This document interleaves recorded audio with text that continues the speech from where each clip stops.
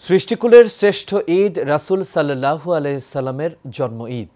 এই ঈদ ছাড়া ঈদুল ফিতর, ঈদুল আজহা কোনোটাই মুসলিম উম্মাহ পেত না বলে মন্তব্য করেছেন মোহাম্মদী ইসলামের নেতৃত্ব প্রদানকারী ইমাম প্রফেসর ডক্টর কুদরতে খোদা।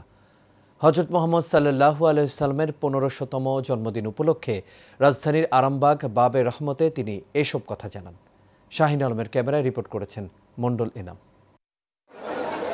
পবিত্র ঈদে মিলাদুন্নবী সাল্লাল্লাহু সাল্লাম উপলক্ষে রাজধানীর আরামবাগে লাখো আশেক রাসূলদের সাথে নিয়ে এই বর্ণাঢ্য শোভাযাত্রা ও আশেক রাসূল সাল্লাল্লাহু সাল্লাম সম্মেলন অনুষ্ঠিত হয়।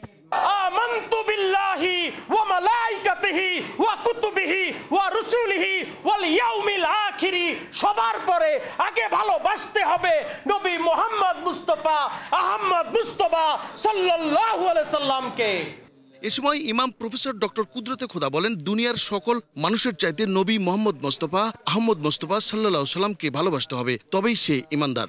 দুনিয়ার সকল মানুষের চেয়ে নবী মোহাম্মদ মুস্তাফা আহমদ মুস্তাফা সাল্লাল্লাহু আলাইহি সাল্লামকে বেশি ভালোবাসতে হবে, তাহলে সে ঈমানদার। দু-চারটা মাজার ভেঙে ওলি আল্লাহদের দেহ মোবারক পুড়িয়ে মোহাম্মদী ইসলামকে থামানো যাবে না বলেও সাফ জানিয়েছেন তিনি। 2-4-5টা মাজার ভেঙে, 2-4-5টা দরবার ভেঙে, 2-4টা পাগলের আল্লাহর ওলির দেহ মোবারক পুড়ে তোমরা যদি মনে করো আশেকে রাসূল কে তোমরা দাবায় রাখতে পারবা, আল্লাহর কসম আশেকে রাসূলকে দাবায়া রাখতে পারবা না।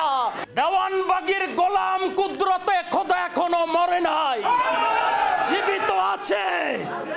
আমি জীবিত আছি, এই যুদ্ধ চলবেই, এই মোহাম্মদ ইসলাম এগিয়ে যাবেই যাবে। কি বলেন, যাবে না যাবে না? যাবে না যাবে না? সৃষ্টি জগতের সবচেয়ে আনন্দের দিন হলো ঈদে মিলাদুন্নবী সাল্লাল্লাহু সাল্লাম, কারণ এই দিনে জন্ম নিয়েছেন বিশ্বজগতের রহমত হযরত মুহাম্মদ সাল্লাল্লাহু সাল্লাম। তাই তার জন্মদিনে আনন্দ প্রকাশ করা রহমত ও বরকতের কাজ বলেও জানান ইমাম প্রফেসর ডক্টর কুদরতে খোদা।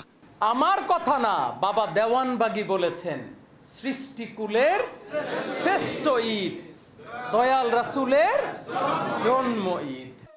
মণ্ডল এনাম, এশিয়ান টেলিভিশন, ঢাকা।